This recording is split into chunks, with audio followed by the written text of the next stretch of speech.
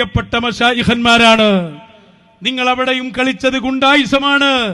വന്യരായ ഞങ്ങളെ ശൈഖുനക്കെതിരെ നിങ്ങൾ അന്നത്തെ ആ മുശാവറ യോഗത്തിന്റെ തലേ ദിവസം ഒരു ഇന്നോവയുമായി കറങ്ങിയിട്ട് സാക്ഷാൽ അബൂബക്കർ മുസ്ലിയാരെ സമീപത്ത് വരെ വന്ന് നാളത്തെ മുശാവറയിൽ തീരുമാനമായില്ലെങ്കിൽ ഞങ്ങൾ ചിലത് തീരുമാനിക്കുമെന്ന ഭീഷണിയുടെ പിന്നാലെയല്ലേ നിങ്ങൾക്ക് തീരുമാനമെടുക്കേണ്ടി തന്നെ വന്നത്?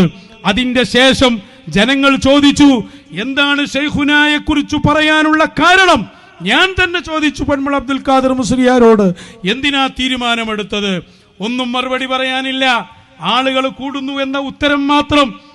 ആ സമയത്ത് ആളുകളെ ചോദ്യത്തിന് മറുപടി ഇല്ലാതെയായപ്പോ നിങ്ങളുടെ സംഘടനാ ജീവിതത്തിലെ ഏറ്റവും വലിയ ആ അപജയം സംഭവിച്ചു. അതെന്താ?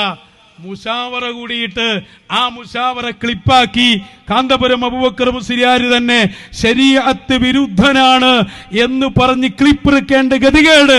ഒരു കാര്യം ഞാൻ പറഞ്ഞോട്ടെ, ഈ പൂനൂരിനെ സാക്ഷിയാക്കിയിട്ട് ഞങ്ങളെ ശൈഖുനയെ കുറിച്ച് ശരീഅത്ത് വിരുദ്ധമെന്ന് പറഞ്ഞിട്ടുണ്ടെങ്കിൽ ആ ശരീഅത്ത് വിരുദ്ധതയാണ് സാക്ഷാൽ അബൂബക്കർ മുസ്ലിയാരിൽ ഇന്ന് ലോകം കാണുന്നത് എന്ന് ആളുകൾ മനസ്സിലാക്കട്ടെ. മശായിഖന്മാർക്കെതിരെ സംസാരിക്കാൻ ഒരാൾക്കും ആരും ഇവിടെ അധികാരം കൊടുത്തിട്ടില്ല. നിങ്ങൾ വാരിസീങ്ങളോ? ഈ കാണുന്ന ഈ ഗുണ്ടായിസനത്തൊക്കെ ഏത് നബിന്റെ വിറാസത്താള്?